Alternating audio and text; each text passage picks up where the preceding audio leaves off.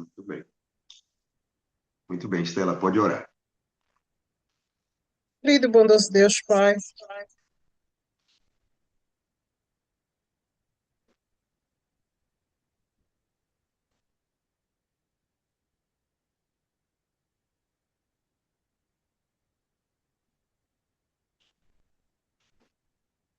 Ok, oremos. Pai amado que estás nos altos céus, Pai. Graças te damos, Pai, pela vida, saúde, pelo teu cuidado, Senhor. Pedimos neste momento a presença do teu Santo Espírito, Pai. Iniciamos aqui o nosso estudo. Que o Senhor possa inspirar o professor Coragem, Pai. Derrama uma bênção especial sobre ele, Pai. Também quero consagrar, Pai, esta gravação no teu trono, Pai. Que nada venha a falhar, Pai. Em nome de Jesus. Amém. Bom, gente, hoje nós estamos gravando sem público. E eu explico por quê. A última gravação, nós tivemos um probleminha e como nós temos o compromisso de deixar o material sempre atualizado, mesmo um pouco rouco, eu chamei Estela, essa mulher guerreira de fibra. Olha só, tirei Estela lá da Inglaterra. Estela é hoje, vamos gravar esse negócio. Vamos gravar essa aula e ela está disponível. Estela, que o Espírito Santo te retribua, te recompense por esse. Não porque você está fazendo alguma coisa para merecer algo de Deus, porque nossa justiça não passa de trapo de imundícia, né? Mas essa boa vontade, essa disposição em ficar nas mãos do Senhor, isso é louvável. E eu não estou também querendo te elogiar para que você deixe, não permita que isso suba a tua cabeça, eu sei que tu tem equilíbrio para isso, é porque hoje em dia nós estamos vivendo, ainda mais aqui na Europa, né, Estela? São realidades diferentes, então nem sempre as pessoas estão disponíveis para fazer a obra do Senhor. E ter alguém, uma amiga como você, é muito bom para mim, eu agradeço a Deus, o presente que Deus me deu, conhecer vocês, logo quando eu cheguei aqui na Europa, e ter essa amizade muito boa com vocês, uma amizade do Espírito mesmo, né? Eu agradeço a Deus por isso. E nós estamos unidos pelo mesmo propósito, a pregação do Evangelho. Muito bem, então, como deu um probleminha e hoje nós estamos sem público, então eu falo diretamente com você, meu telespectador, nosso telespectador, telespectador do céu, que tem acompanhado aqui essa sequência de Daniel. E hoje nós vamos para a última parte, da parte histórica do livro de Daniel. Logo do início, vocês podem acompanhar. Estela tem tido o cuidado de postar constantemente o material do estudo, e eu falei que nós iríamos estudar os 6 capítulos iniciais, eles são chamados de capítulos históricos. Então, você tem aí capítulo 1, conta a história quando Daniel chega à Babilônia, ele decidiu firmemente obedecer o Senhor. Depois nós temos o capítulo 2, que é o sonho de Nabucodonosor. Então, aqui no capítulo 2 você tem um pouco de profecia também, porque o capítulo 2 vai tratar justamente da profecia, né? Ali dos reinos, etc. Depois você tem o capítulo 3 e o capítulo 3 fala da fornalha, um momento delicado da vida dos 3 amigos de Daniel. Depois vem o capítulo 4 a loucura de Nabucodonosor. Depois o capítulo 5 vai dizer da soberba de Belsazar em achar que poderia, que a cidade era indestrutível, inclusive foi o tema do nosso penúltimo sábado pela manhã, né? Bom, e hoje nós vamos à Cova dos Leões. Agora, por favor, não esqueça de colocar, e eu vou repetir mais um pouco de calma para você colocar aí na sua Bíblia de lápis. Então, no capítulo 1 você coloca o ano 605, no capítulo 2 você coloca o ano 603, o capítulo 3 e o capítulo 4 eu já pesquisei bastante, não encontrei uma data confiável para colocar sobre esses capítulos. Só posso dizer que o capítulo 2 ocorre claro, o capítulo 3 ocorre claro depois do capítulo 2, assim como o capítulo 4 naturalmente ocorrerá antes do capítulo 5, por exemplo, porque ali nós já temos um neto de Nabucodonosor no poder. Bom, aí o capítulo 5 você pode colocar aí o ano, é o ano 539, 538, assim como o capítulo 6 também tem essa mesma datação, 539, 538. Bom, aí eu falei para vocês na última aula, né? Aqui ficou a gravação que está na internet, nós vamos substituir a última por essa daqui que nós estamos falando agora, e eu disse para vocês que o Império Babilônico, né, que infelizmente, digamos assim, Belsazar se levanta contra Deus, e naquele momento que ele faz isso, eu disse, e vocês vão ver mais à frente, nós vamos estudar outras histórias, de reis que têm por costumes, ou que tinha naquela época, faziam festas por muitos dias.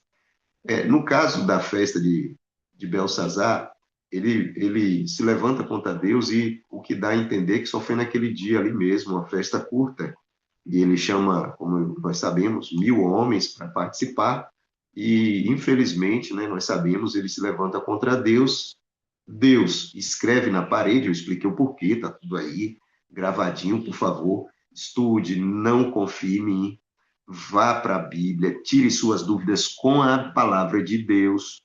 E claro que você pode buscar também um bom comentário, você pode buscar bons pastores. Eu recomendo alguns. Eu vou falar aqui alguns nomes, mas eles não estão limitados a só esses, tá? Mas os teólogos da Igreja Adventista, aqueles que têm a visão historicista, eu os recomendo. Pastor Eliazar Domini, pastor Michel Borges, pastor Rodrigo Silva, gosto muito do Rodrigo, o pastor Leandro Quadros também, muito bom, entre outros, o pastor da sua igreja distrital.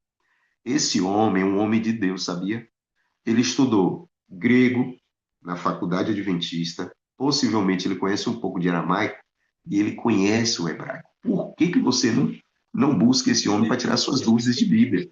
Eu, durante a minha vida de infância e juventude em Itamaraju, eu não perdia tempo, não. Quando eu tinha uma dúvida, eu ia para casa do meu pastor distrital, pastor assim, assim, como é que é isso aqui, pastor?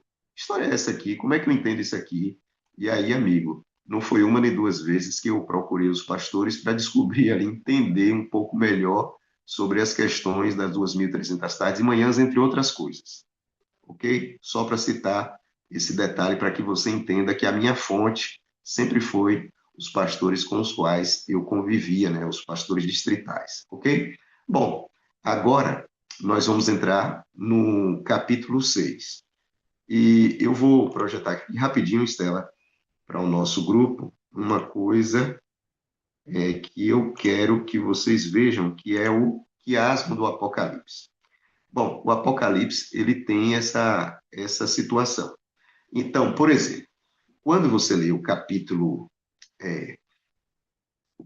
4, que vai falar para Nabucodonosor, você vai ver que há um paralelo com o capítulo 5, que vai falar para Belsazar. Então, no capítulo 4, Nabucodonosor ele recebe uma ordem ou um julgamento divino, e isso se repete no capítulo 5 com Belsazar. Agora, o que eu preciso destacar para você, tudo isso aqui eu vou falar mais à frente, quando nós estivermos mais para o final do livro de Daniel. O que eu preciso destacar hoje é o seguinte: você vai encontrar no livro de Daniel, Estela e João, vi que João chegou aqui, que sempre tem provação. Tem provação no capítulo 3. O que aconteceu no capítulo 3? A fornalha. No capítulo 6, a cova.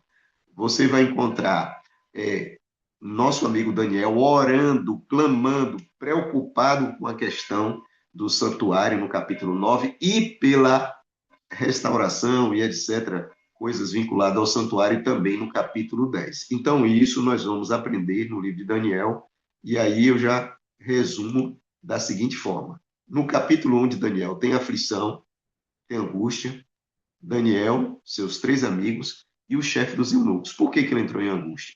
Porque nós sabemos, e nós fizemos um paralelo com o que aconteceu, por exemplo, com Neemias. Então, no momento em que nós temos ele se colocando na condição de autorizar esses meninos a comer diferente daquilo que o rei estava estabelecendo, e se esses rapazes aparecem raquíticos diante do rei, a cabeça do chefe dos eunucos ia para a boca. Então, 4 pessoas, pelo menos 5 pessoas, estão angustiadas no capítulo 1. Quando você vai para o capítulo 2, aí que a angústia aumenta mesmo. Porque agora tem Daniel, seus 3 amigos e os sábios de Babilônia.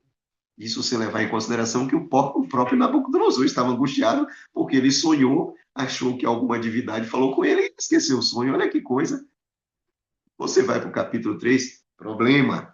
Aí você tem a estátua. Quem ficou angustiado ali? Os 3 amigos de Daniel. E aí tem aquela pergunta: e Daniel estava onde, irmão Coragem? Eu falei, gente, eu nunca vi ninguém perguntando pelos os 3 rapazes na cova do leão, lá na cova dos leões. Agora todo mundo quer saber onde Daniel estava no capítulo 3, mas ninguém pergunta para os seus amigos quando Daniel foi só para a cova dos leões. Então tem angústia no 1, no 2, no 3, no 4 é Nabucodonosor que está em angústia, no 5 é Belsazar, e no 6 É o que nós vamos estudar em Daniel. Então, a angústia faz parte. Neste mundo, 3 aflições, mas tem de bom ânimo. Eu venci o mundo. Quem disse isso foi Jesus. Então, se você é cristão como eu, no meu caso, eu sou, minha religião é o cristianismo e minha denominação, eu sou adventista do sétimo dia. Então, se prepare, porque o mundo é isso aí. Não foi só Daniel que passou por angústia e os 3 amigos. Nós também passaremos. Inclusive, Daniel vai dizer no capítulo 12 que a última das grandes angústias nunca houve nesse mundo. Então nós temos que ficar pronto, porque esse dia pode chegar a qualquer momento, ok? Então vamos lá. Abra sua Bíblia, por favor, em Daniel capítulo 6, e nós vamos ler assim.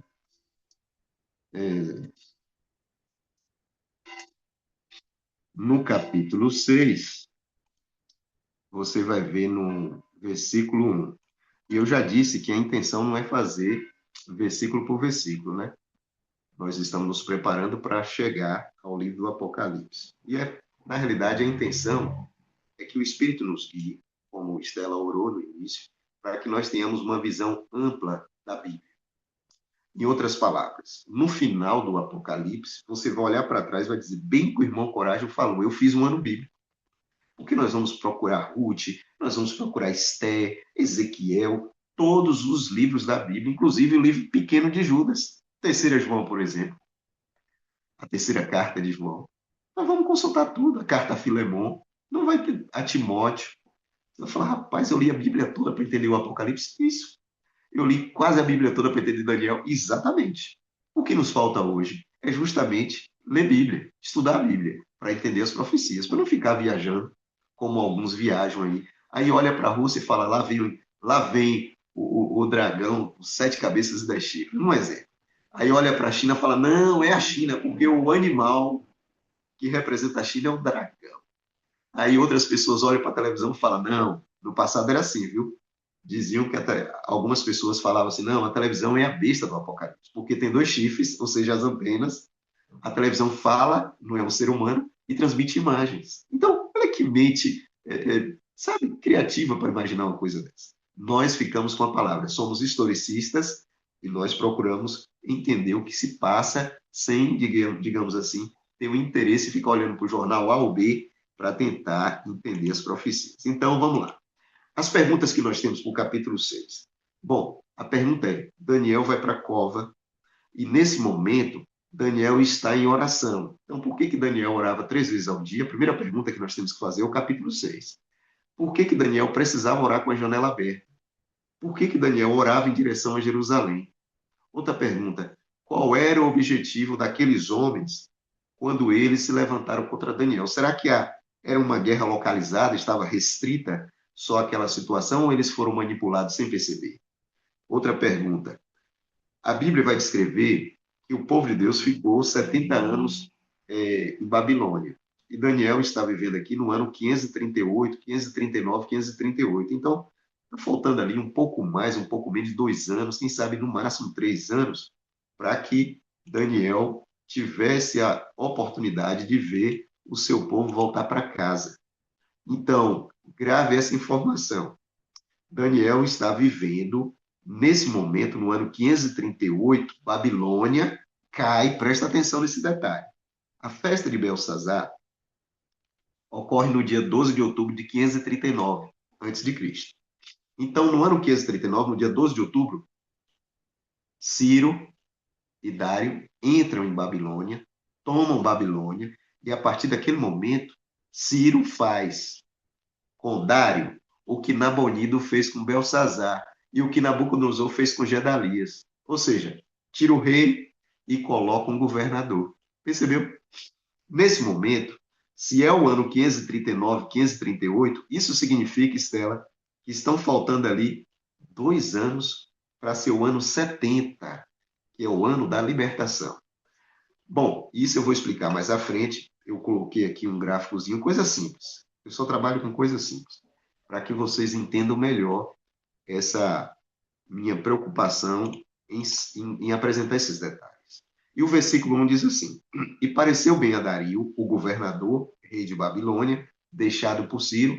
E por que Ciro colocou Dario? Ciro era peça, Dario era Medo. E por que Ciro colocou Dario? Por 2 motivos. Primeiro, Dario era seu tio.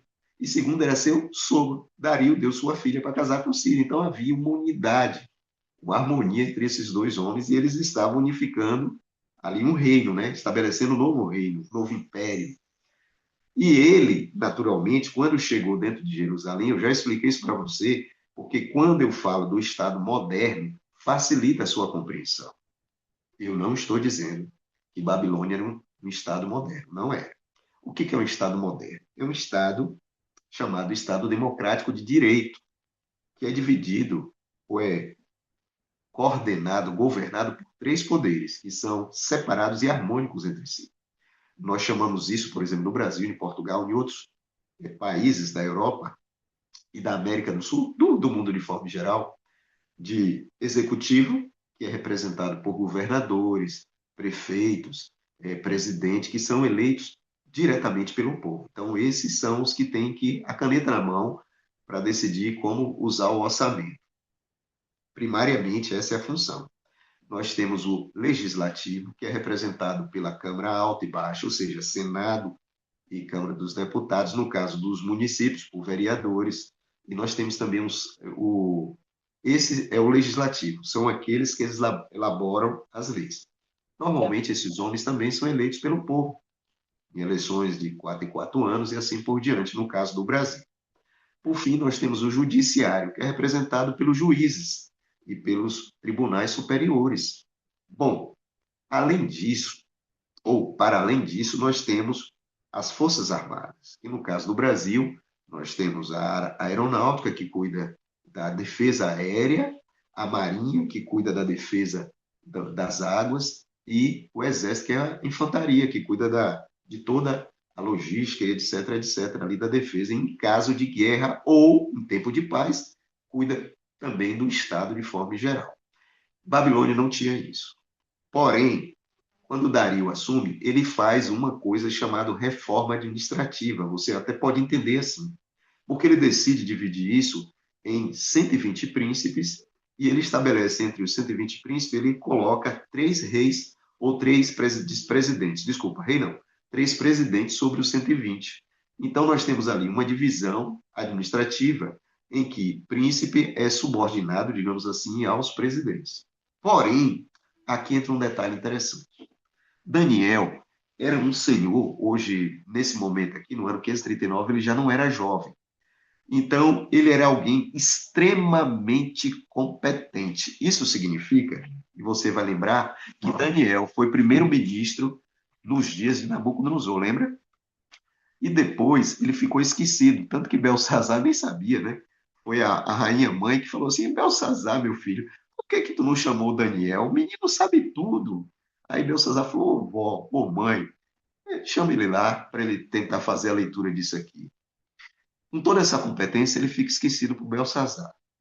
Quando Ciro conquista a Babilônia e Dário chega ao poder, Dário coloca Daniel como um dos três presidentes. Estela, vamos raciocinar? Ele assume no ano 539, a partir do dia 12 de outubro. Então, essa história ocorre ali nesse período. Como que rapidamente esse homem olhou para Daniel e enxergou qualidades para colocar Daniel como presidente? Tu já parou para pensar nisso? Sabe o que significa? Você é o escolhido de Deus. Onde você estiver, Deus conta com você para que você faça o trabalho dele. E Daniel sabia disso. Aí o que aconteceu? O versículo 2 vai dizer que é, Daniel era tão bom, no versículo 3, que o rei chegou à conclusão que é colocar Daniel sobre todo o reino. Então, Daniel só ficaria abaixo do próprio Dário, ou Dario, né? Alguns falam Dário, outros falam Dario. E aí é possível que alguém tenha ouvido isso. Ou o rei falou, comentou com alguém, de forma que a partir desse momento, aqueles homens, lá, os 122, né, decidiram achar ocasião contra Daniel a respeito do rei. E aqui eu disse que é possível que esses homens tenham passado na Secretaria da Fazenda daqueles dias. Foi a prefeitura saber se Daniel pagava os impostos. O que você pensar da vida de Daniel, esses homens investigaram. Quem sabe se não procurar a professora de Daniel, falou se Daniel colava E a professora vai dizer: não. Daniel sentava na frente, ele pegava a prova, era o primeiro a responder, nunca chegou atrasado, nunca respondeu. Daniel é um menino impecável. Ele foi um menino, ele foi um jovem e ele foi um melhor aluno que nós tivemos aqui. É mesmo, é. Eles pegaram e foram visitar ali a- os antigos manuscritos ou alguma coisa que contava a história da Babilônia. E, para surpresa deles, nos primeiros anos de Daniel em Babilônia, Daniel tinha sabedoria 10 vezes mais do que o sábio de Babilônia. Ele falou: rapaz, esse homem não tem defeito, não, é? E eles buscaram, esquadrinharam a vida de Daniel e não encontraram nada que pudesse chegar para Dário e dizer: Dário, Daniel não é de confiança. Quando eles não viram nada, eles decidiram, então, buscar de outro lugar. Então, primeiro eles investigaram a vida pessoal, a vida financeira, a vida em todos os aspectos. Como não encontrou defeito, foram para a vida religiosa. Isso tem muito a ver comigo e com você. Nós vamos estudar isso melhor quando nós estivermos estudando Apocalipse capítulo 12 e 13. Bom, depois de ver tudo isso, a Bíblia descreve no versículo 5 que eles falaram assim: nunca acharemos ocasião contra Daniel. Só nos falta buscar em sua religião. Percebeu? Ou na lei do seu Deus. Então, nesse momento, Estela, esses homens não estão sabendo, mas eles estão entrando para as fileiras do inimigo. E vocês vão descobrir já já por que, que eles tomaram essa decisão influenciado por anjos. Daniel era um homem de oração. Daniel orava quando estava tudo bom, ou Daniel orava quando não estava tudo bem. Porque para Daniel, oração era o respirar da alma. Não tinha como permanecer sem orar o tempo todo. A história conta que eles tomaram essa decisão. E por que, que eles tomaram essa decisão? Eu já disse, porque não encontraram nada na vida de Daniel. Nós precisamos viver uma vida tão ilibada, digamos assim, uma vida tão limpa, que as pessoas também vão ter essa noção da gente. Ou seja, vão falar assim: rapaz, esse rapaz é, é uma pessoa correta demais. E aí eles vão tomar a decisão também de olhar é, a nossa vida espiritual. Como eu disse, a nossa vida, a nossa forma, o nosso comportamento, o que nós somos, vai nos deixar como uma pessoa sem manchas morais, uma pessoa íntegra, uma pessoa que não tem nada com corrupção. Como eu disse, uma pessoa ilibada. Daniel estava nessa situação. E aí vamos buscar na lei de Deus? E aí o que que eles fizeram? Naturalmente, eles sabiam da vida de Daniel, dos seus costumes, das suas orações, etc. E eles se reuniram, 122 homens, mas aqueles que faziam parte do organismo, né? Que eu dei um exemplo ali do executivo daqueles dias. Eu sei que esse conceito do Estado moderno é só para exemplificar, para facilitar o seu entendimento. As pessoas do judiciário, as pessoas do legislativo e aqueles que estavam ali nas Forças Armadas, porque todos tinham ciúme de Daniel. Até dei um exemplo.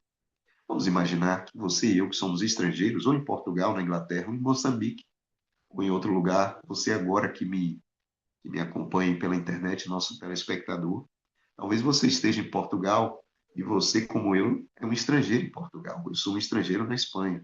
Imaginemos a cena.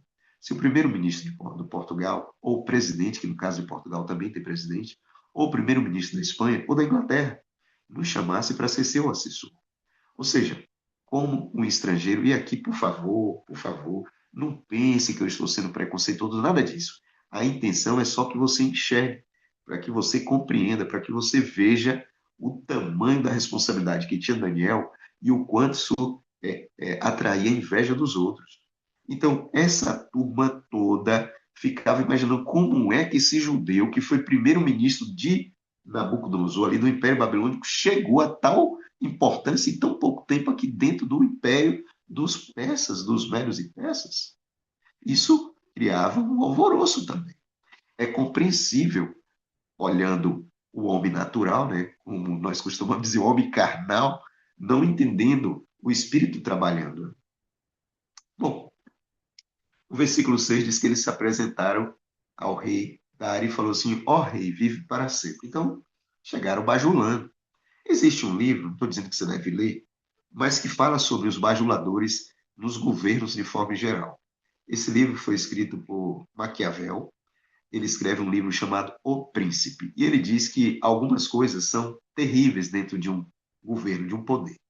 E uma das coisas piores é justamente, ou são justamente os bajuladores, aqueles que vão chegar para o prefeito, para o governador, para o primeiro-ministro, sempre dando uma visão distorcida da realidade. O homem tomou uma decisão impopular, mas eles vão chegar falando no ouvido desse governante, não, é bom mesmo, o povo tem que pagar mais imposto, como os amigos do filho de Salomão fizeram com ele, né? Os amigos, os jovens, chegaram para Robão e falaram, Robão, aumenta mesmo os impostos, você tem que aumentar mesmo, homem. Para que isso? E esses homens se aproximaram de Dário com essa intenção, bajulá-lo. E aí ele solta uma frase que aparentemente parece algo normal, mas não é.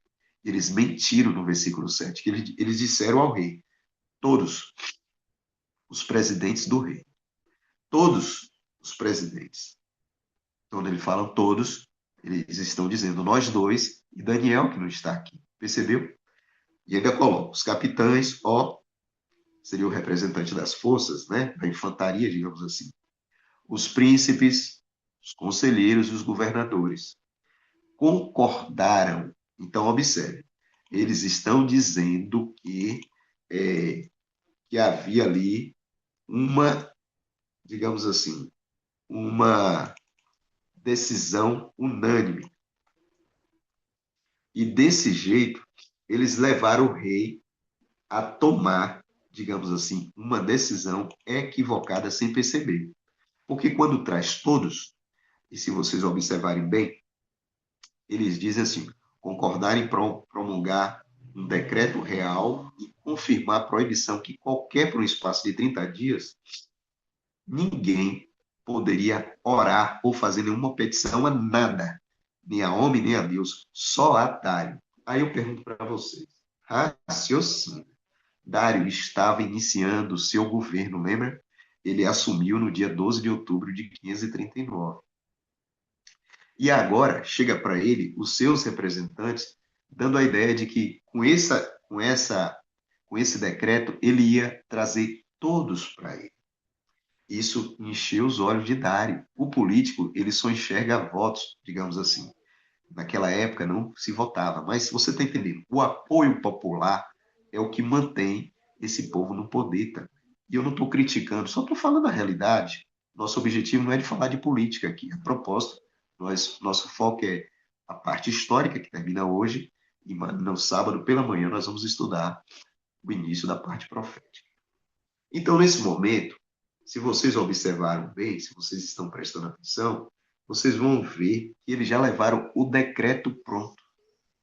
Então, o homem está sentado no seu trono, chega ali 120 príncipes, 2 presidentes, além de toda a cúpula, primeiro escalão, como nós falamos no Brasil, e já vai com a intenção de tocar o ego do rei, com o objetivo não de levar o rei, mas de encurralar Daniel.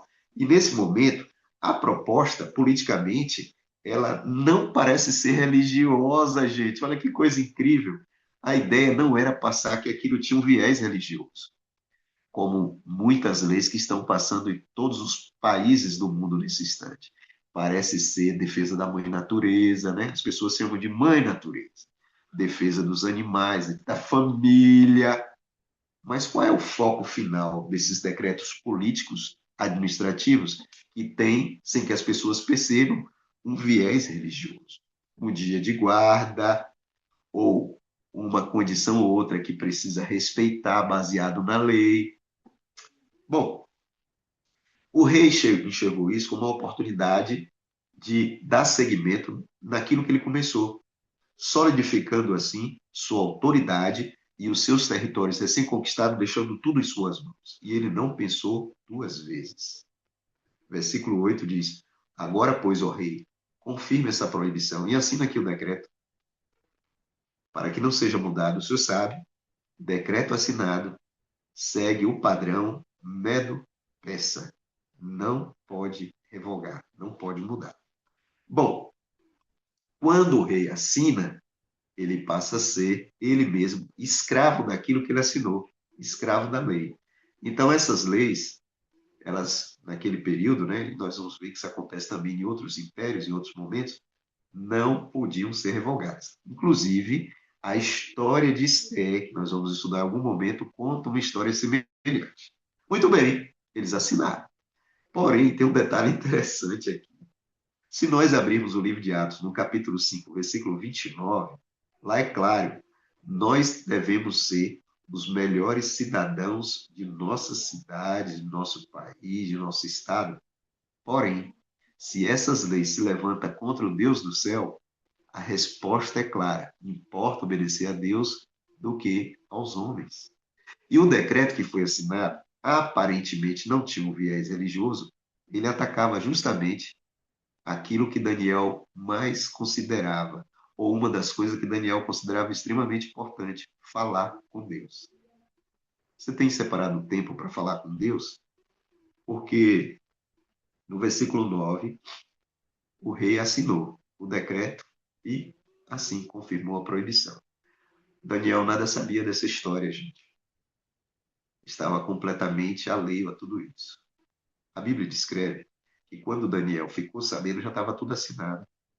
Só que Daniel tinha uma prática. Ele orava 3 vezes ao dia, de joelhos, dava graças a Deus e dava graças diante de Deus, e ele orava com a janela aberta para Jerusalém.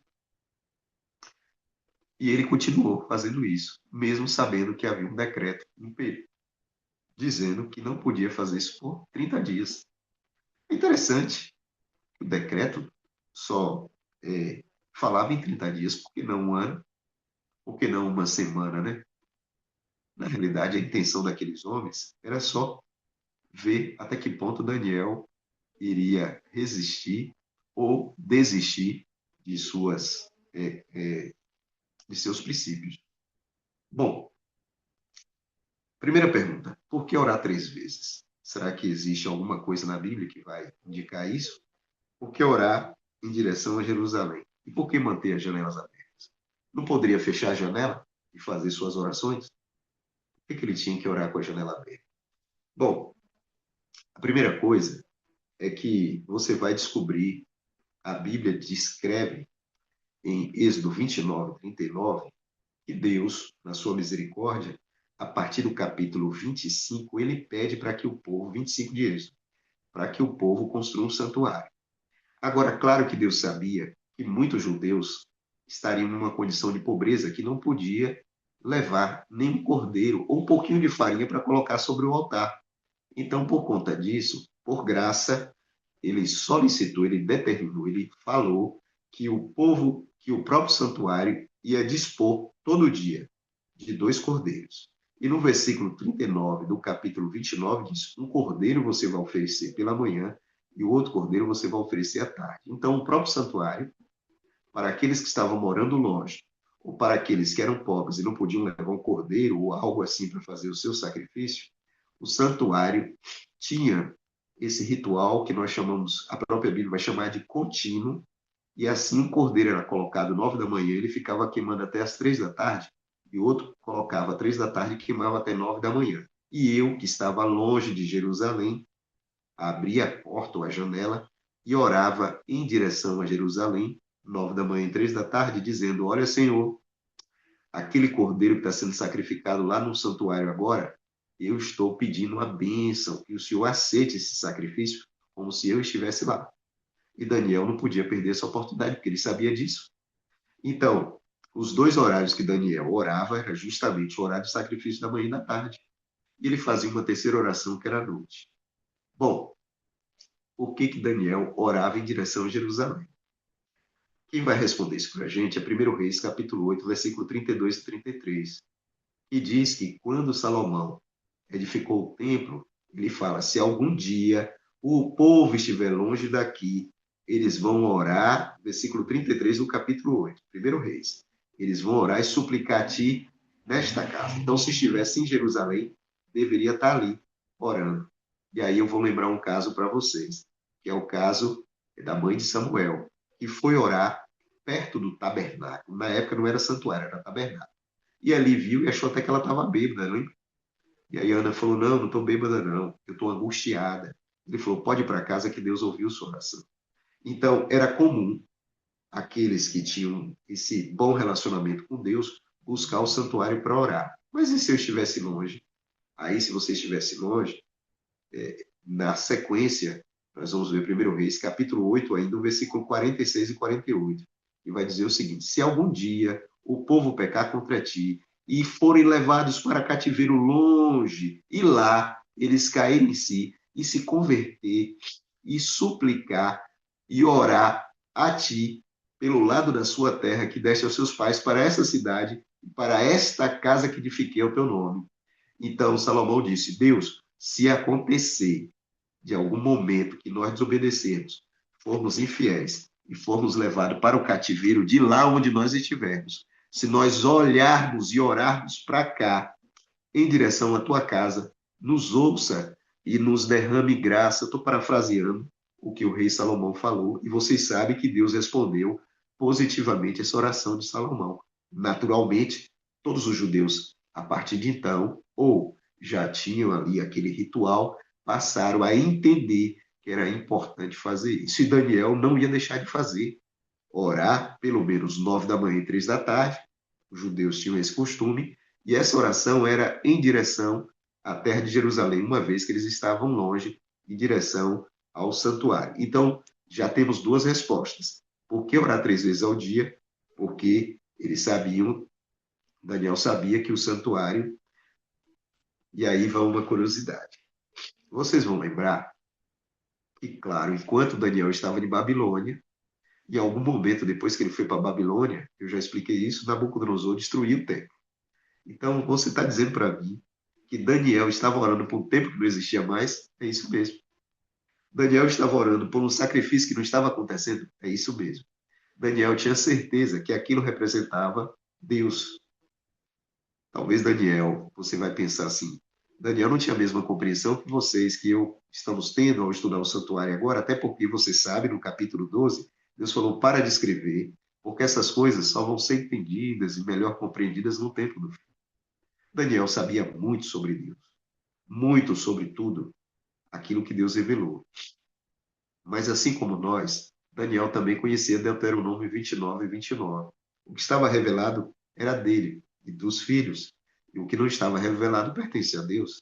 Então Daniel ora para um santuário que não existe, clama pela misericórdia de um sacrifício que não está sendo executado por conta dos pecados do próprio Israel, que ficam 70 anos longe de casa e o santuário está destruído. Mas Daniel era fiel, ele estava orando porque ele confiava não em uma outra coisa em si, mas no Deus que determinou aquilo. Então Daniel estava orando a Deus e clamando para que Deus desse, e vocês vão ver daqui a pouco parte da oração que Daniel faz ao nosso Deus. Muito bem. Mas não era só Daniel que tinha esse costume, não. Quando você vai, por exemplo, o próprio Daniel, no capítulo 9, 21, ele está orando de novo.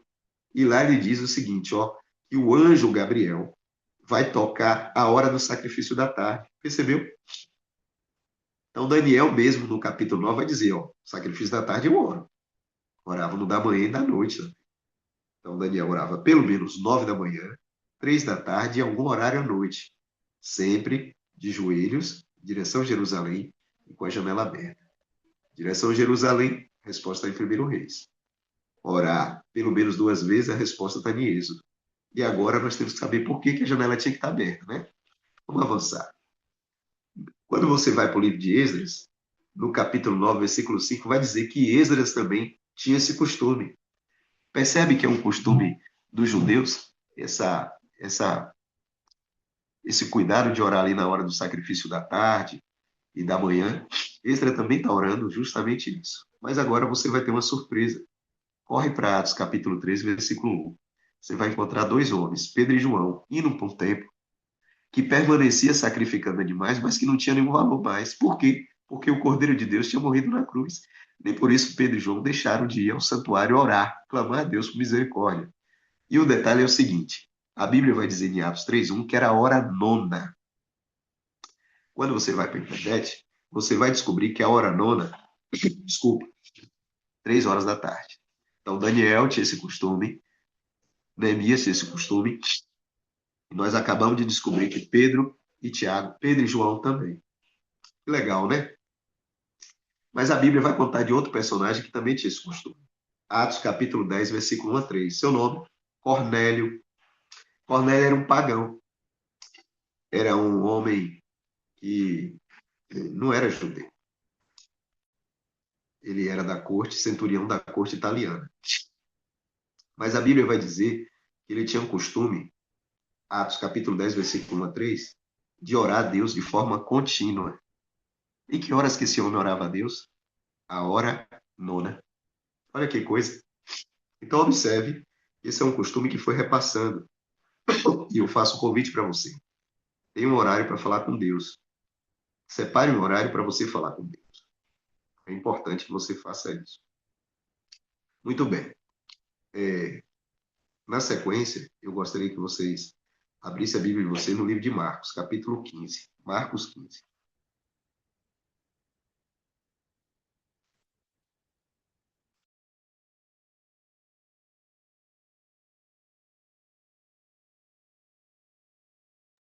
Eu vou ler o versículo 25 e 34.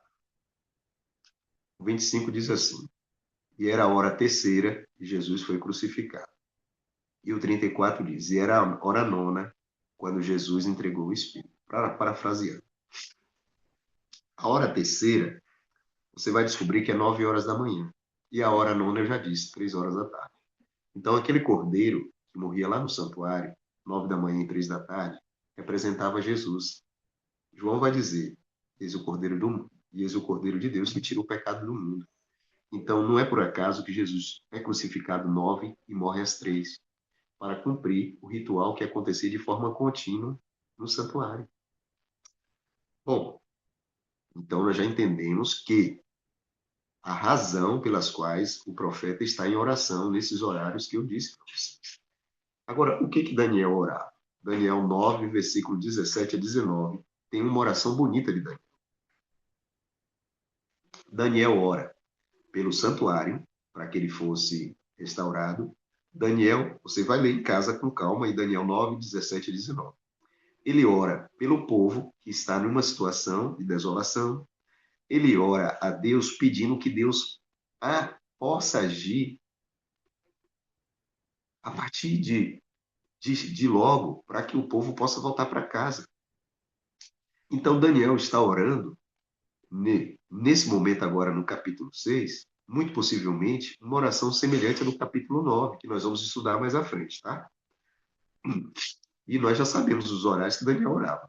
9 da manhã, 3 da tarde e algum momento da noite. Bom, e nesse momento, não esqueça que o santuário está destruído, mas Daniel insistia, porque ele fazia assim, porque era sua, digamos assim, sua rotina orar a Deus. E a Bíblia vai descrever, no capítulo 9 de Daniel, uma coisa interessante que eu trago agora para nós estudar. Daniel, capítulo 9. Diz assim, o versículo 2 diz: No primeiro ano do reinado de Dário, eu, Daniel, entendi pelos livros que o número dos anos de que falava o Senhor ao profeta Jeremias, que haviam de cumprir as desolações de Jerusalém, era de 70 anos. Bom, além de orar, Daniel era um leitor de Bíblia. O que ele tinha na época era o livro de Jeremias. Naturalmente, ele deveria ter o Pentateuco e outros livros e outros profetas. Mas o que encheu os olhos de Daniel foi a profecia de Jeremias dizendo que seriam 70 anos de cativeiro do povo de Deus. Bom, se eram 70 anos, então eu já projeto para vocês aqui um rascunhozinho do que eu fiz. Vou abrir aqui.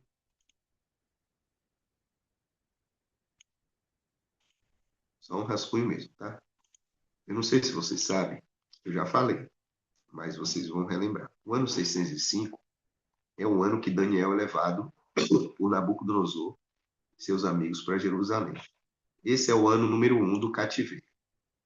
Então, 605 é o primeiro ano em que o povo entra em desolação. E Daniel está aqui no ano, ó.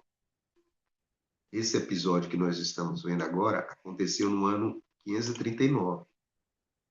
Então, a partir do dia 12 de outubro de 539, o ano 67 do cativeiro, Daniel está de joelho clamando a Deus, dizendo: Senhor, não se esqueça, nós estamos chegando no período em que nós precisamos voltar para casa. Então, Daniel tinha consciência que ele precisava orar, gente. Ele precisava orar, e essa oração precisava ser exatamente como Deus tinha determinado lá nos dias de Salomão e também nos dias de Moisés. Então, tinha uma forma que ele precisava fazer. E a coisa certa tem a forma certa de fazer.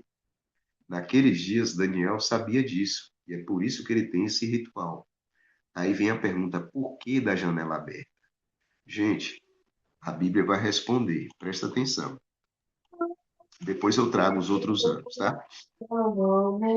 Então, se você abrir sua Bíblia em Jeremias 29, versículo 10 a 13, você vai ver Deus dizendo assim: Assim diz o Senhor, certamente que passados 70 anos em Jerusalém, certamente que passados 70 anos em Babilônia, eu vou visitar vocês.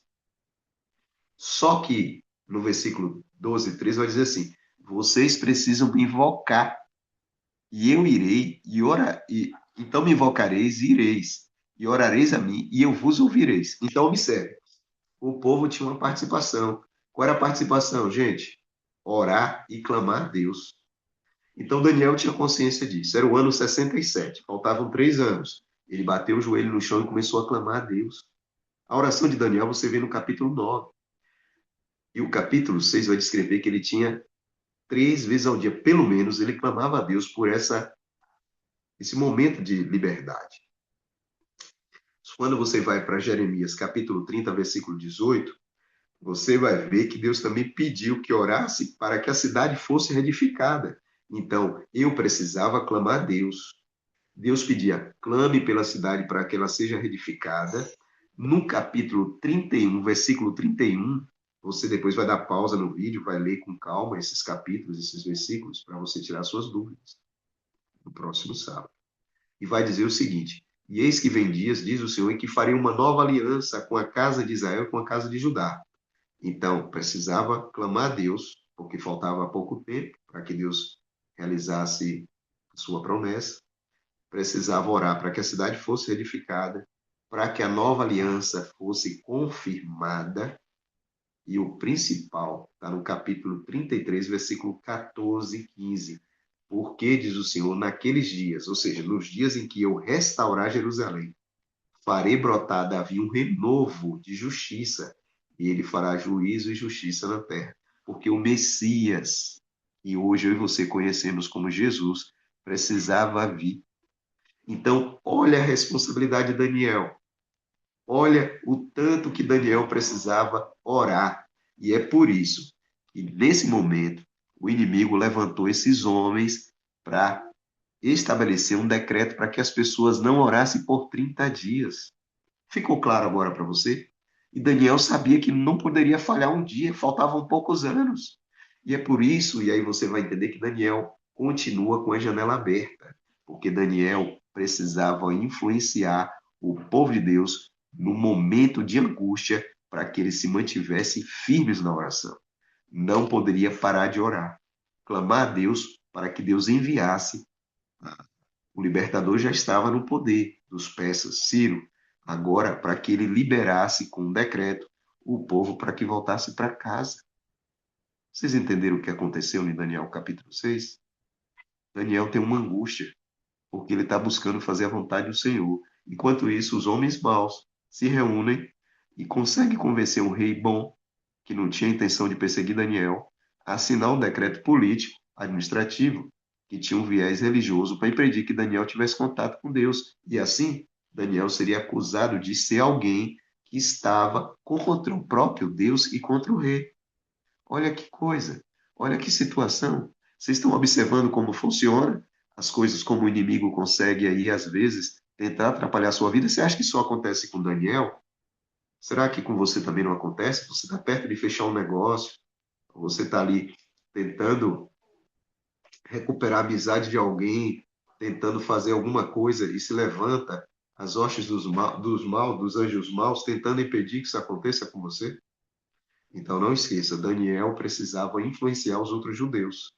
E assim Daniel se levanta, porque ele sabia que aquilo era um 67, 68, e ele estava orando pelo retorno do cativeiro, a restauração da cidade, para que ele tivesse a oportunidade, e o povo também, dessa nova aliança com Deus, e orando, porque ele sabia que a vida do Messias poderia chegar em algum momento a partir daquela data. Ou seja, o povo volta para casa justamente para que as coisas de Deus ocorram segundo a vontade de Deus. E aqui a gente pode trazer para os nossos dias. Nós estamos vivendo em dias em que nós estamos orando pelo batismo do Espírito Santo, lembra? Daniel orava por libertação e não poderia falhar nenhum dia. Nós oramos pelo batismo do Espírito Santo. E o que os homens maus têm feito hoje para tirar a gente do foco da oração? Pelo batismo do Espírito. É tanta coisa, internet, celular, essas coisas, que em si mesmas não são más. Porém, quando você busca mais a internet do que a Deus, você está se enchendo de internet, não de Deus.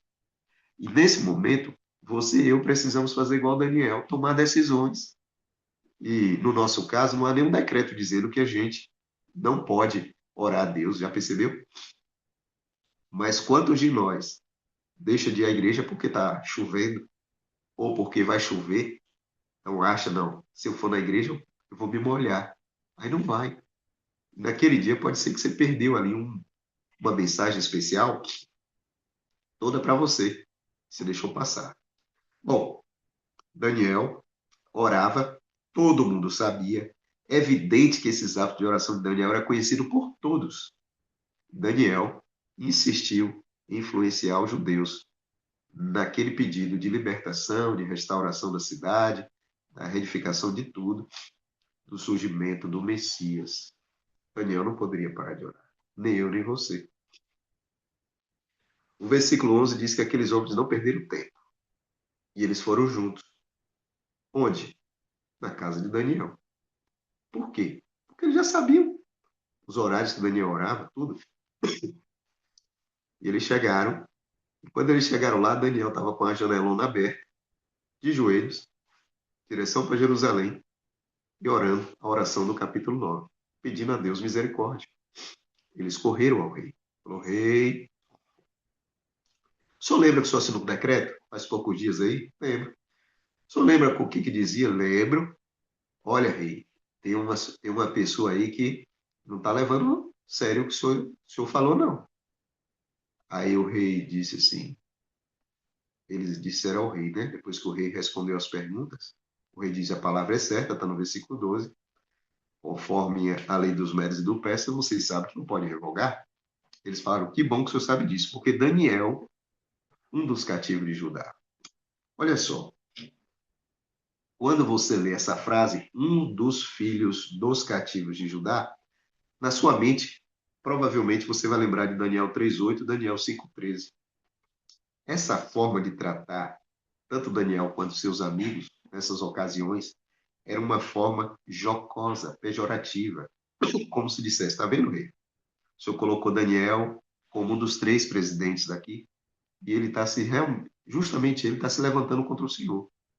Mas ele não apresentou Daniel como um dos presidentes, você observou? Sim, como cativo dos filhos de Judá, menosprezando, rebaixando, ou, como eu disse, tratando Daniel de forma pejorativa, jocosa e assim por diante. E eu fico imaginando quando isso entrou no ouvido do rei, porque ele falou assim, ó, ele não faz caso do Senhor, nem do seu decreto, e não está nem aí para punição. Então, detalhe, hein? Ele continua ó, orando 3 vezes por dia, ele faz a oração dele em direção a Jerusalém. Quando eles estão falando aqui que Daniel não faz caso do rei, isso também é uma mentira, porque nós sabemos que Daniel era sim E vocês vão ver no início do capítulo 3, capítulo 6, um dos melhores entre os presidentes e os príncipes. Tanto que o rei queria colocar ele como o primeiro. Só que quando o rei ouviu isso, o rei ficou muito penalizado. E a Bíblia descreve que ele colocou no seu coração lutar para não permitir que Daniel fosse para a cova dos leões. E ele trabalhou até o pôr do sol para salvar Daniel. Quando eu leio isso aqui, me vem à mente o capítulo 3.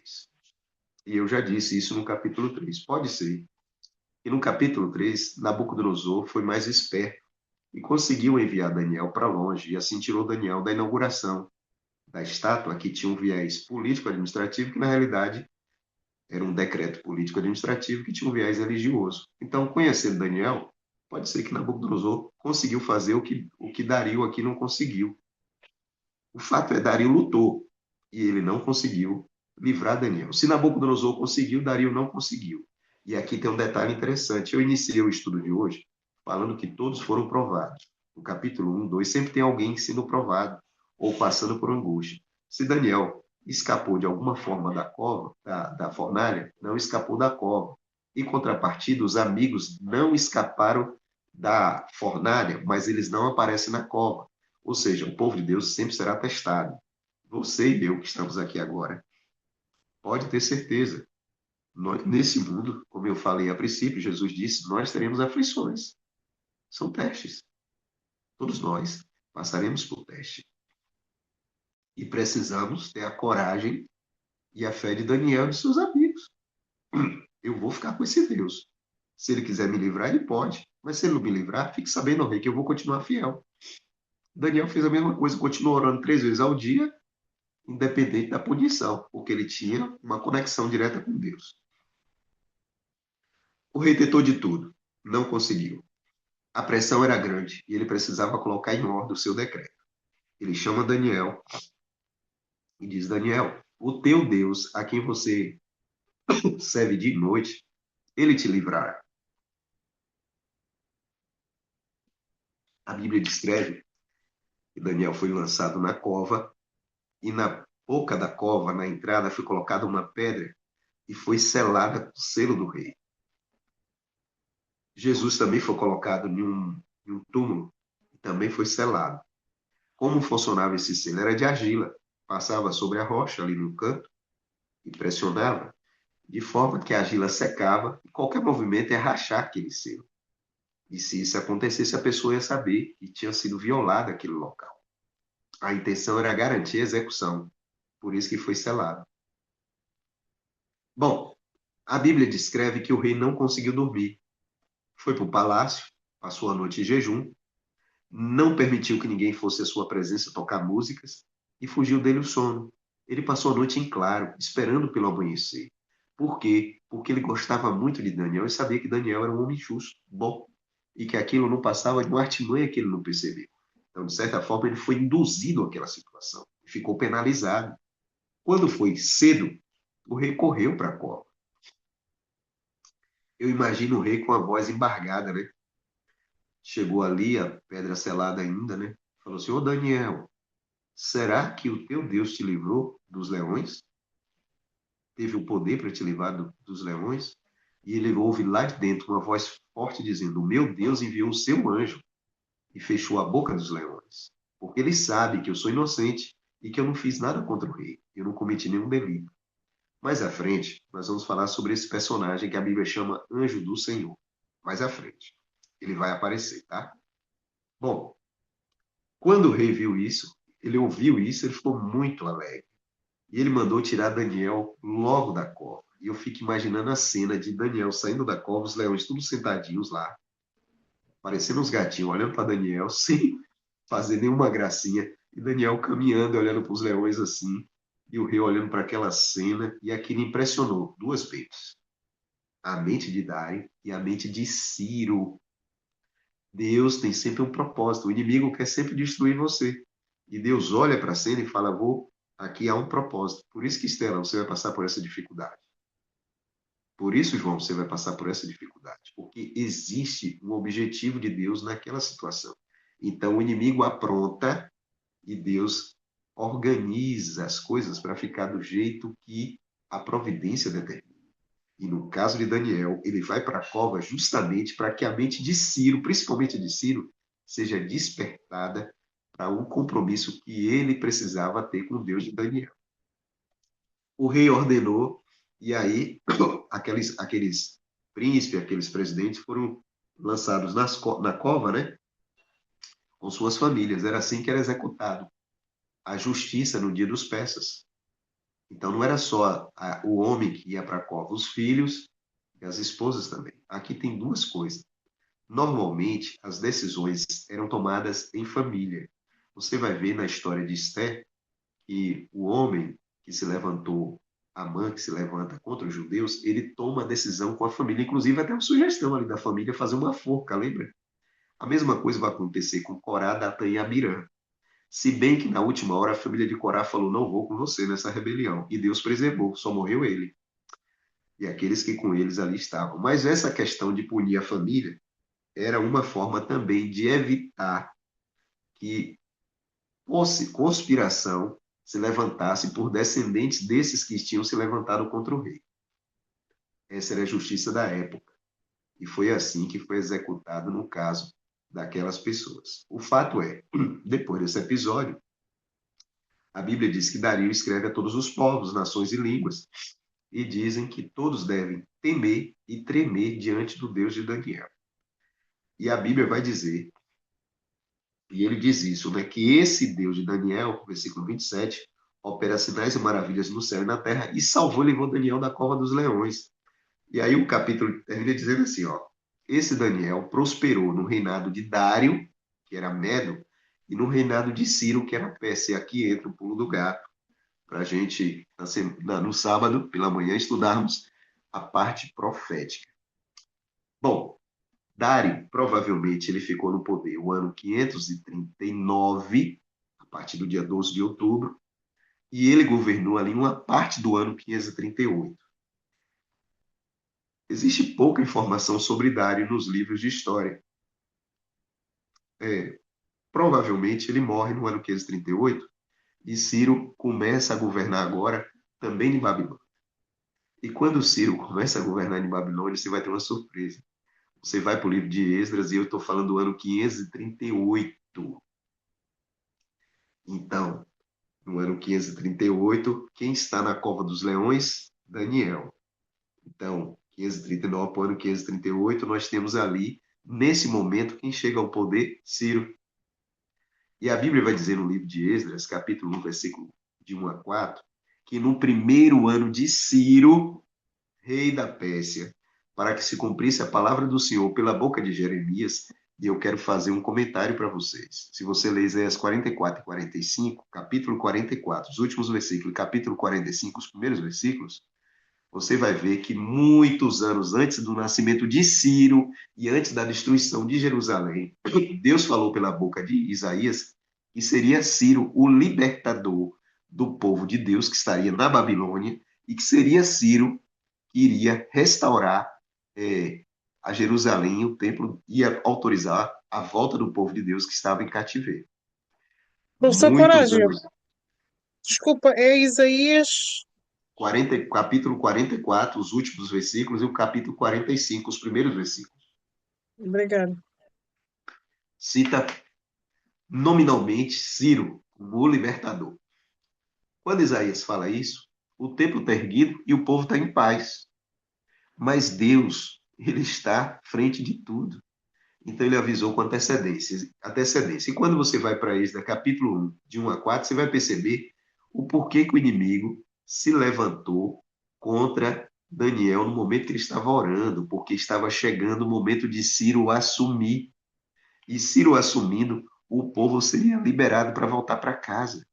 E nesse momento o inimigo se levanta justamente para que o povo e Daniel não estejam em oração. Não adiantou, porque Deus transformou esse suco, esse limão, em uma gostosa e gelada limonada, de forma que o povo pôde desfrutar da bênção do retorno, quando, no primeiro ano de Ciro, capítulo 1, versículo 1 a 4, Esdras vai contar essa história.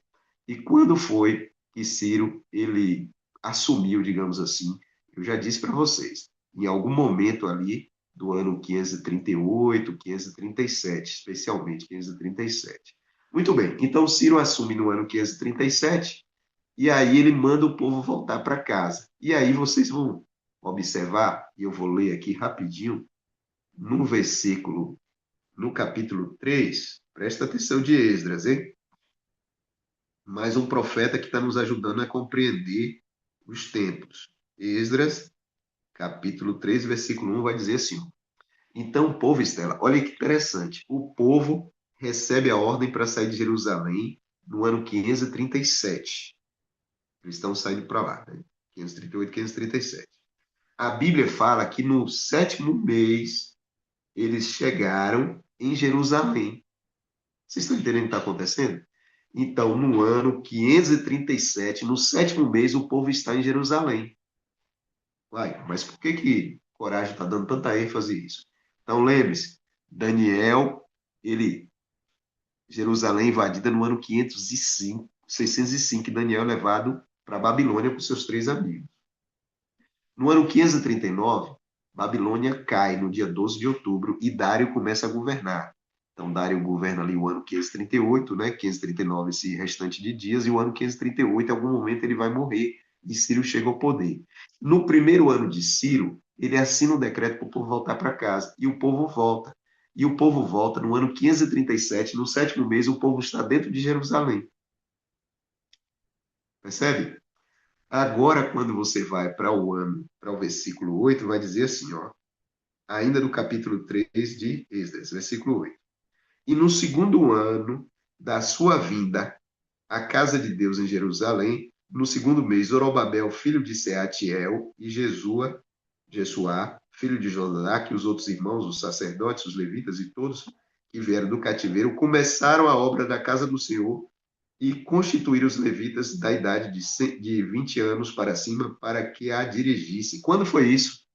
No segundo ano em que eles chegaram ali. Qual foi o primeiro ano que eles chegaram? Nós acabamos de ler, o ano 537. E qual era o segundo ano deles ali, já em Jerusalém? É o ano 536. Então vamos raciocinar. Eles vão chegar em Jerusalém no sétimo mês do ano 537, mas eles só iniciam a reconstrução no ano 536. E por que isso é importante? Aí eu mostro de novo para vocês aqui, para que vocês entendam. O segundo, e agora nós já vamos caminhar para o finalzinho. Vamos relembrar aqui, ok? Então, o primeiro ano da desolação é o ano 605 a.C. Então, vamos avançar. E aí nós temos o capítulo 6, no ano de número 67 do cativeiro dos nossos irmãos. Então, aqui nós temos agora, o capítulo 5 ocorre no ano 539, né, no dia 12 de outubro, tá vendo? E Babilônia, ela cai. No ano 68 do cativeiro, Daniel está lutando na cova, né, porque ele continuou sendo obediente a Deus. No ano 537, quem aparece, Estela, após a morte de Dário, Ciro. E o que Ciro faz? A primeira coisa que ele faz é libertar os judeus. E os judeus voltam para casa. Eles chegam em Jerusalém quando? No sétimo mês. Então, no sétimo mês, olha os judeus todos lá em Jerusalém, se preparando com Esdras, se preparando ali com Zorobabel, com quem estava ali para iniciar a construção. Muito bem. Esse ano que eles chegaram em Jerusalém, que é o sétimo mês, foi o ano 69 do cativeiro. Quando eles começaram a reconstruir Jerusalém, exatamente como Jeremias pregou, 70 anos depois, esse povo estava em casa reparando as coisas e fazendo aquilo que Deus tinha determinado. Muito bem, a última pergunta que nós vamos responder hoje: por que 70 anos? Por que não 40 anos? Por que não 7 anos? Por que que o povo precisou ficar cativo 70 anos? A resposta, você vai ver parte da resposta em 2 Crônicas 36, 20 e 21, que eu vou pedir Estela para postar aí no grupo. Desculpa, 2 Crônicas 36, 21, que eu vou pedir Estela para postar no grupo, e diz assim, ó, para que se cumprisse a palavra do Senhor, pela boca de Jeremias. até que a terra se agrade dos seus sábados. Todos os dias da asolação repousou, até que os 70 anos se cumpriram. E eu já estudei isso com vocês, lembra? Quando nós iniciamos a série sobre profecias, eu falei, antes de tudo, nós precisamos entender o santuário, Gênesis 3, ou os 3 primeiros capítulos do livro de Gênesis, entender Levítico, o capítulo de Levítico, capítulo 25 de Levítico, eu estudei com vocês. E o que diz o capítulo 25? Fala de 2 tipos de sábado. Além do sábado, que é o 7º dia da semana, que os judeus, por conta daquilo que aconteceu lá no Gênesis capítulo 2, toda a humanidade recebeu de presente o 7º dia, e em Êxodo 20 vai chamar de sábado. Então, os judeus observavam este sábado semanal. Além deste sábado semanal, eles tinham mais 7 sábados cerimoniais, que eram festas, né? Então, nem toda festa era sábado. Tem vídeos falando sobre isso aí na internet, no canal de Estela. Assista se você não assistiu aí. Então, por exemplo, Páscoa não era feriado, então não era sábado, e nem as primícias. Então, essas duas festas não tinham dia de descanso. Agora, os ázimos tinham 2 dias. Então, 2 dos ázimos, Pentecoste era um dia, depois tinha a festa das trombetas, que era mais um dia, a expiação era mais um dia, e os tabernáculos mais 2 dias. Total, 7 sábados cerimoniais. Então, ao longo do ano, o judeu, além de guardar o sábado semanal, ele ainda tinha esses sábados cerimoniais que ele descansava. Poderia cair qualquer dia da semana. Segunda, terça, quarta, quinta, não importa. Inclusive no sábado, eles observavam esse dia como um dia de descanso também, chamado sábado cerimonial. Além disso, se você abrir a sua Bíblia, Estela vai colocar no grupo, tinha 2 anos importantes no calendário judaico, que era o 7º ano, chamado de ano sabático, e o ano de número 50, que era chamado o ano jubileu. Esses 2 períodos teriam que ser observados por completo. Então, no ano sabático, as pessoas comiam no que a terra dava, liberavam os escravos, uma série de rotinas eram praticadas. E no ano jubileu também. Só que no ano jubileu, essa comemoração era mais ampla, que significava a justiça, a misericórdia de Deus, as propriedades voltavam para os donos. Então, eu não poderia vender minha casa para a Estela, ou pelo menos a minha roça, ou a minha casa, se não estivesse murada, né, dentro de uma cidade murada, não vendia em definitivo. Eu arrendava para a Estela. E ela utilizava os anos que faltava para o ano sabático, o ano jubileu, e depois aquilo que ela me pagou era aquilo que ela pagou para usufruir, para utilizar, para ter a posse daquela casa. A propriedade era de Deus. Então, o dono da terra, minha prata, meu é ouro, lembra? Então, as propriedades pertencem a Deus. Naqueles dias, essa era a concepção. Por isso que você vai ver Nabote se negando a vender a vinha para Acabe. E Acabe mandou matar Nabote e os filhos para ficar com a propriedade. Por que Nabote não quis vender? Ele era mau, não gostava da cara de Acabe? Não, Deus disse que não podia vender, e ponto final. Se Estela recebia a herança do pai dela, ela tinha que preservar e passar para os filhos. Não podia vender em definitivo. E se eu fosse escravo? Eu só ficaria escravo até o ano sexto. No ano sétimo eu era liberado. E se eu tivesse uma dívida muito alta? No jubileu e no ano sabático, isso deveria ser quitado. Tem uma série de coisas. No ano jubileu, libertação dos escravos, quitação era tempo de alegria, de festa, era símbolo de esperança e jubilação. O ano sabático, a cada 7 anos, a terra tinha que descansar, as dívidas eram perdoadas, havia pausa na agricultura. Então, esses períodos, Deus chamava tanto esses sábados anuais, quanto os sábados cerimoniais de seus sábados. Grave essa informação. Então, quando a Bíblia fala seus sábados ou vossos sábados, como tem Levítico 23, significa que eram sábados feriados. Como existe feriado no Brasil, em Moçambique, na Itália, na Espanha, e assim por diante. Esse feriado, para os judeus, chama-se sábado cerimonial.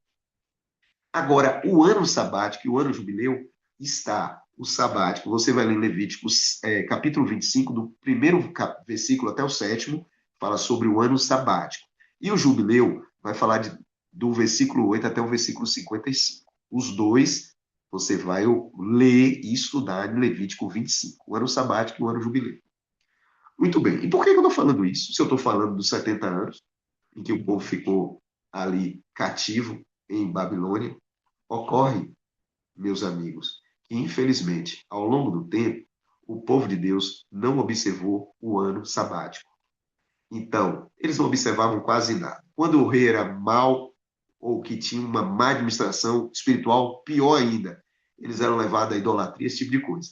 Mas tem uma história que eu preciso ler com vocês, e está no livro de Jeremias, no capítulo 34, você vai ler em casa com calma, do versículo 8 ao 18. Quem está no poder nesse momento que Jeremias vai escrever? É o último rei de Israel. Então, vamos raciocinar aqui, vamos pensar. A administração de Israel ficou assim. No início, o primeiro rei foi Saul. Saul governou 40 anos. Saul morre e Davi governa 40 anos. Davi morre, Salomão vai governar 40 anos. Depois de Salomão, houve uma divisão. Judá continuou tendo reis descendentes de Davi e Israel ficou bagunçado. Então, a nossa preocupação é estudar Judá. Então, o primeiro rei, depois de Salomão, foi Roboão. E o último rei foi Zedequias, ambos descendentes de Davi. Entre Roboão e Zedequias, se passaram um período de tempo que eu vou falar já já. Então, eu tenho 40, 40 e 40, então 120 anos Israel ficou unificado depois de dividir. Ponto.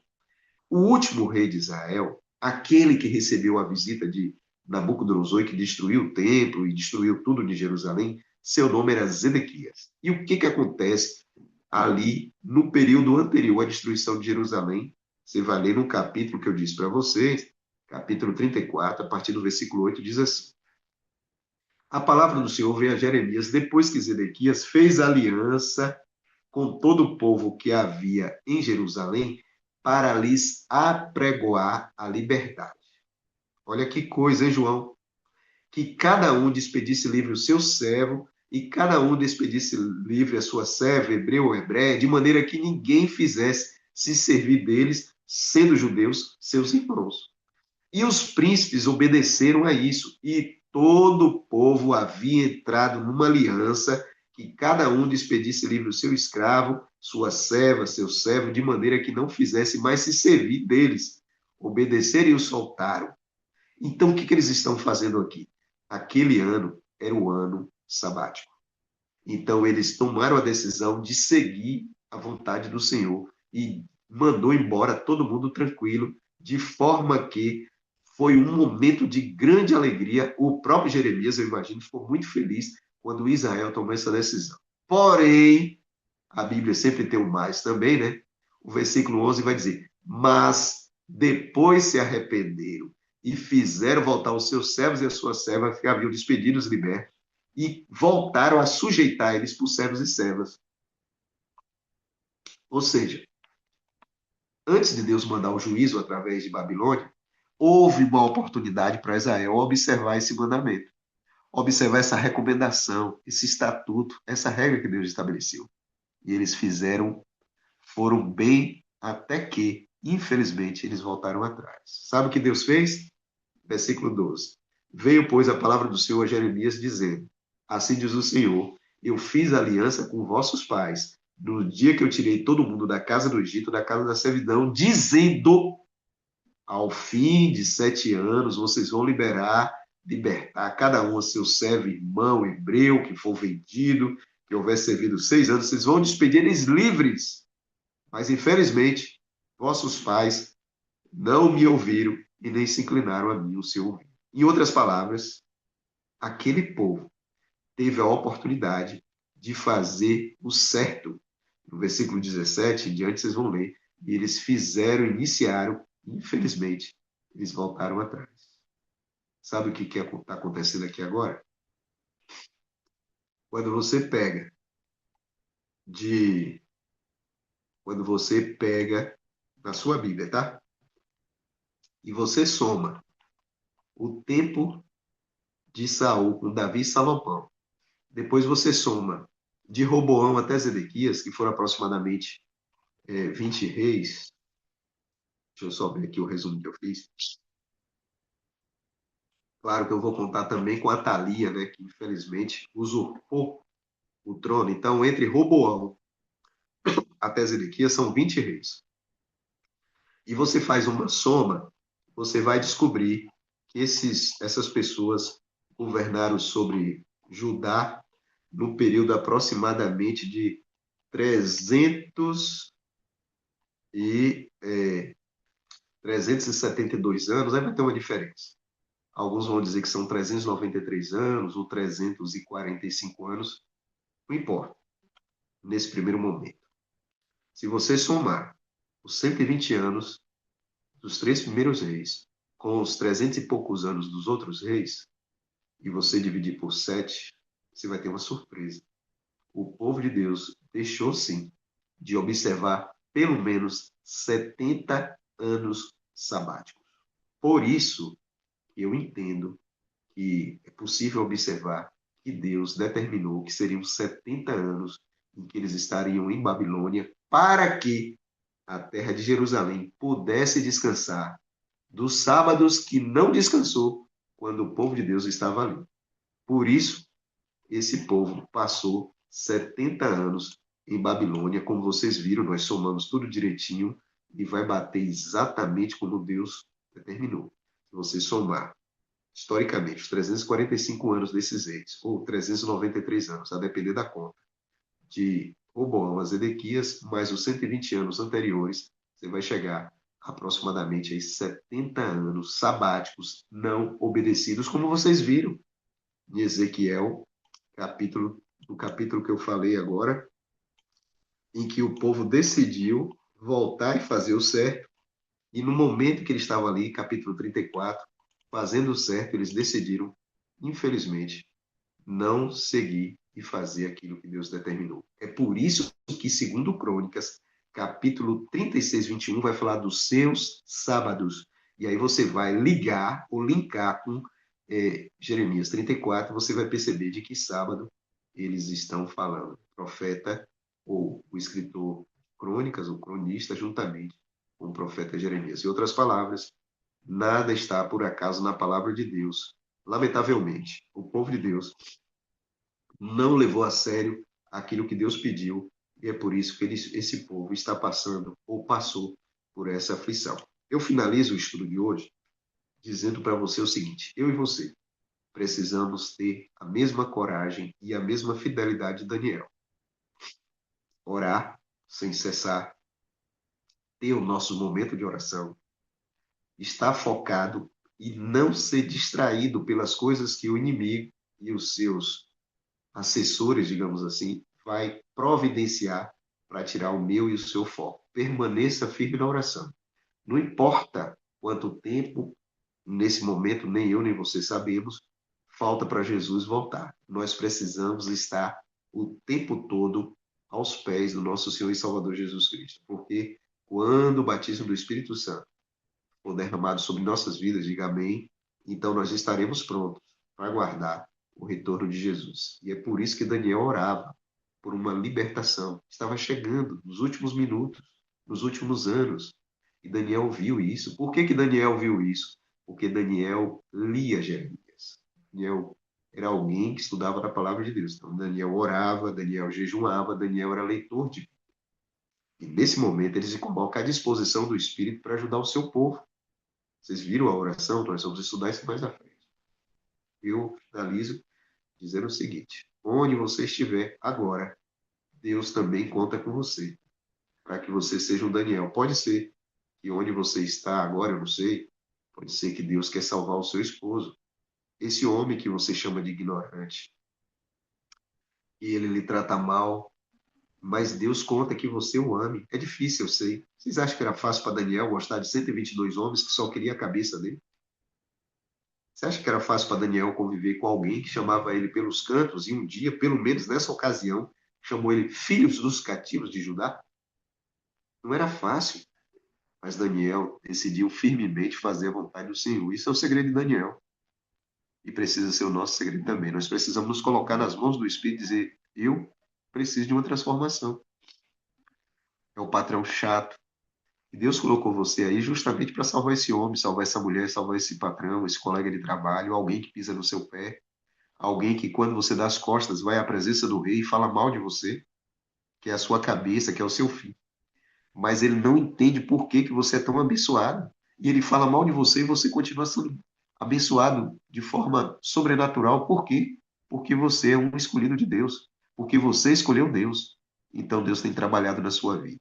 Entregue sua vida ao Senhor, entregue o seu caminho ao Senhor, coloque na mão do Senhor, e certamente Ele continuará conduzindo a sua vida para a honra e glória dele. Que Deus abençoe você e que você, ao recapitular essa história, entenda que Deus conta com você.